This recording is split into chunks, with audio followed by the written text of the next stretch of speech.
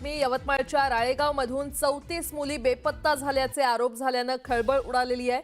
भाजप जिल्हाध्यक्ष प्रफुल्ल चव्हाण यांनी या संदर्भात मानवी तस्करीचा संशय व्यक्त केलाय।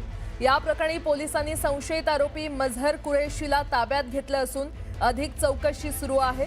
खरं तर संशयित आरोपीला पोलिसांनी चौकशीसाठी ताब्यात घेतलं होतं, पण पोलिसांनी सोडून दिल्यानंतर तो तेलंगणामध्ये पळून जात असताना पुन्हा पोलिसांनी आरोपीला ताब्यात घेतलं।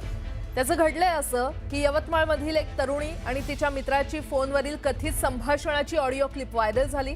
त्यात कशा पद्धतीने मानवी तस्करी केली जाते यावर चर्चा झाल्याचं बोललं जातंय। या प्रकरणात मुख्य आरोपी हा राळेगावमधील मझहर कुरेशी असल्याचा दावा करण्यात आलाय। आदिवासी कुटुंबांना पैशांचं आमिष देऊन मुलींची लग्न लावून दिली जातात असे आरोप होत आहेत।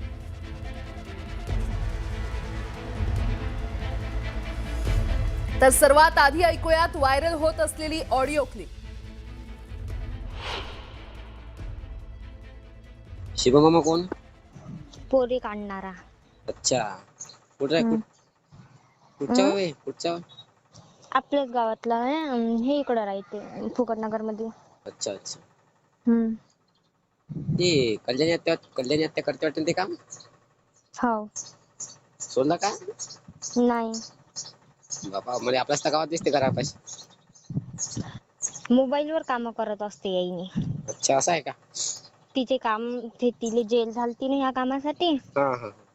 तर म्हणून ते फक्त मोबाईल वर करते, जात नाही कुठं। आता जर तिचं नील झालं ते तर जाते मग। अच्छा, तिचा नवरा? बाबा कल्याणी आत्याचंही लग्न दिलं तर करून कल्याणी आत्या निघाली होती ना। मझहर कुरेशी? हो, त्यानंच दिलं। हो का? मग ते खतरनाक काम आहे। तो भी करते का काम तसे? कोण? मझहर कुरेशी?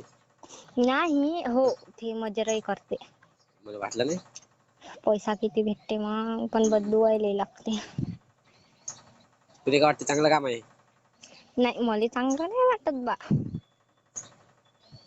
सांगत हा पैसा भेटते पण बदलवायला लागते। अच्छा अच्छा।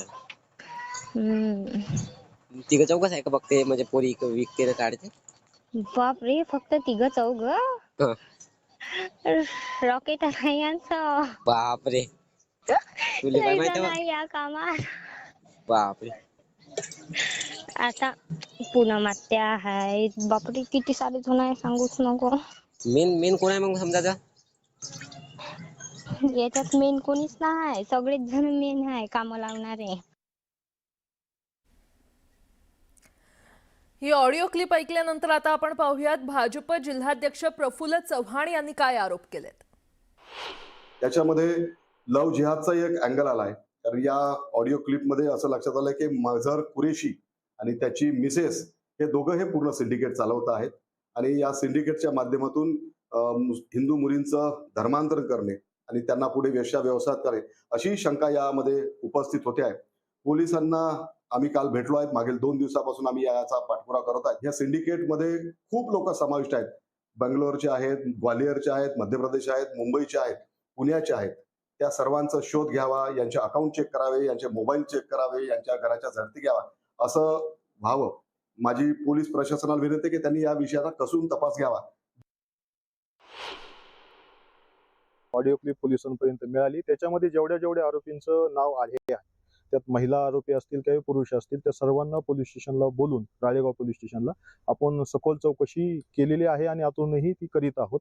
याच्यामध्ये जेवढ्या आरोपी, त्यात 2 प्रकारचे गुन्हेगारांच्या टोळ्या दिसल्या।